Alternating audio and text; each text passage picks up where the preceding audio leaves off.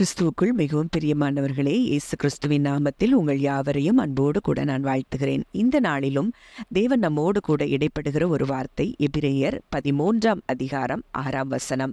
அதனாலே நாம் தைரியம் கொண்டு, கர்த்தர் எனக்கு சகாயர், நான் பயப்படேன், மனுஷன் எனக்கு என்ன செய்வான் என்று சொல்லலாமே.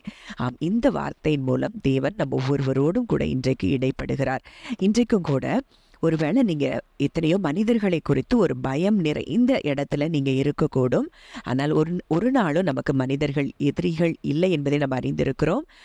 நம்முடைய போராட்டம் மாம்சத்தோடும் இரத்தத்தோடும் அல்ல. ஆனா இந்த மனிதர்களுக்கு பின்பாக சாத்தான் பின்னாடி நின்று செயல்பட்டு அவர்களை நமக்கு எதிராய் தூண்டிக் கொண்டிருக்கிறது நீங்கள் அறிந்திருக்கிறபடியினால இன்றைக்கு நீங்கள் அப்படிப்பட்ட மனிதர்களுக்கு கூட பயப்பட தேவையில்லை. ஏன்னா அவர் நமக்கு சகாயராய் இருக்கிறேன் என்று சொல்லி அவர் நமக்கு வாக்கு கொடுத்திருக்கிறார். நமக்கு உதவி செய்கிற ஒரு தகப்பன் நமக்கு இருக்கிறபடியினால நம்ம தைரியமா இன்னைக்கு சொல்லணுமா, நான் பயப்படேன், மனுஷன் எனக்கு என்ன செய்வான் என்று சொல்லலாமே. இப்படி நீங்க சொல்லும் போது அந்த மனிதர்களை குறித்த அந்த பயம் முதலாவது உங்க இருதயங்களை விட்டு விலகும்.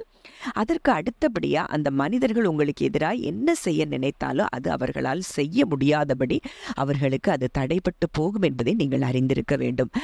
நம்ம வாசித்திருக்கிறோம், மனுஷனுக்கு பயப்படுகிற பயம் கண்ணியை வருவிக்குமா. அப்போ இன்றைக்கு நீங்க ஒருவேளை அப்படிப்பட்ட மனிதர்களுக்கு பயந்து கொண்டு இருக்கிற சூழ்நிலை உங்களுக்கு இருக்குமானால் அது உங்களுக்கு நீங்களே கண்ணியை வருவித்துக் கொள்கிறதான ஒரு காரியமாய் இருக்கும். இன்றைக்கு அந்த பயங்களை விட்டு நீங்கள் வெளியே வரும்படி தேவன் விரும்புகிறார். அதே எபிரெயர் 13:5 நம்ம பார்க்கிறோம், நான் உன்னை விட்டு விலகுவதும் இல்லை, உன்னை கைவிடுவதும் இல்லை என்று அவர் சொல்லி இருக்கிறாரே. பவுல் அதைத்தான் சொல்றாரு, நான் உன்னை விட்டு விலக மாட்டேன், உன்னை கைவிட மாட்டேன்னு அவர் சொல்லி இருக்கும் போது நீங்க ஏன் மனுஷங்களுக்கு பயப்படணும்? அவர் நம் கூடவே இருக்கும் போது நாம் ஒரு நாளும் எந்த மனிதர்களுக்கும் பயப்பட தேவையில்லை. இதைத்தான் தாவீது சங்கீதம் 27:1 சொல்லுகிறார், கர்த்தர் என் வெளிச்சமும் என் ரட்சிப்புமானவர், யாருக்கு பயப்படுவேன்? கர்த்தர் என் ஜீவனின் பலனானவர், யாருக்கு அஞ்சுவேன்? அப்போ அவர் நமக்கு வெளிச்சமா இருக்கிறாரு, அவர் நமக்கு ரட்சிப்பா இருக்கிறாரு. நம்ம யாருக்கு பயப்படணும்? எந்த மனுஷருக்கு பயப்படணும்? நம்முடைய ஜீவனுக்கு பலனாய் அவர் இருக்கிறாரா, அரணாய் அவர் இருக்கிறாரா? அப்போ நம்ம யாருக்கு பயப்பட வேண்டும்? இன்றைக்கு தேவன் இப்படிப்பட்ட மனிதர்களை குறித்த உங்க பயங்களை உங்க இருதயங்கள்ல இருந்து தேவன் அப்புறப்படுத்தும்படி தேவன் விரும்புகிறார். அதே போல மத்தேயு 10ஆம் அதிகாரம் 28, 29, 30, 31 நீங்க வாசித்து பார்ப்பீங்கன்னா, ஆத்துமாவை கொல்ல வல்லவர்களாயிராமல் சரீரத்தை மாத்திரம் கொல்லுகிறவர்களுக்கு நீங்கள் பயப்பட வேண்டாம் அப்படின்னு சொல்லப்பட்டிருக்கிறது. ஆத்துமாவையும் சரீரத்தையும் நரகத்திலே அழிக்க வல்லவருக்கே பயப்படுங்கள். ஒரு காசுக்கு இரண்டு அடைக்கலான் குருவிகளை விற்கிறார்கள் அல்லவா? ஆயினும் உங்கள் பிதாவின் சித்தமில்லாமல் அவைகளில் ஒன்றாயிலும் தரையிலே விழாது. உங்கள் தலையிலுள்ள மயிரெல்லாம் எண்ணப்பட்டிருக்கிறது, ஆதலால் பயப்படாதிருங்கள். அநேகம் அடைக்கலான் குருவிகளை பார்க்கிலும் நீங்கள் விசேஷித்தவர்களாய் இருக்கிறீர்கள்.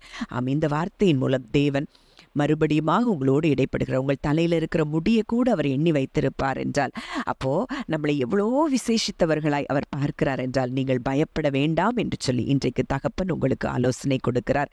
ஜெபிக்கலாம். அன்பின் பரலோக தகப்பனே, நன்றியோடு உம்மை துதிக்கிறோம், ஸ்தோத்தரிக்கிறோம். இந்த நாளிலும் கூட நீர் எங்களோடு இடைப்பட்ட உம்முடைய வாக்குத்தத்தத்தின்படி அப்பா, நீர் எங்களுக்கு சகாயராய் இருக்கிறபடியினால் நாங்கள் பயப்பட மாட்டோம். அப்பா, மனுஷன் எனக்கு என்ன செய்வான் என்று இன்றைக்கு நாங்கள் பேசுகிறோம், சொல்லுகிறோம். அப்பா, ஒரு நாளும் ஒரு மனிதர்களும் எங்களுக்கு விரோதமாய் நிற்க முடியாது, தீங்கு செய்ய முடியாது. ஏனென்றால் நீர் எங்களை விட்டு விலகுவதும் இல்லை, எங்களை கைவிடுவதும் இல்லை என்று சொல்லி வாக்கு கொடுத்திருக்கிறீர்.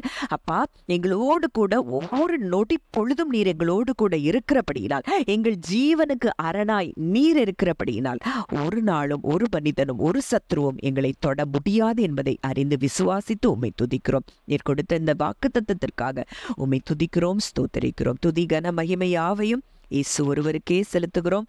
கர்த்தரும் மீட்பருமாகிய இயேசுவின் மூலம் கேட்கிறோம், ஜீவனுள்ள நல்ல பிதாவே, ஆமென்.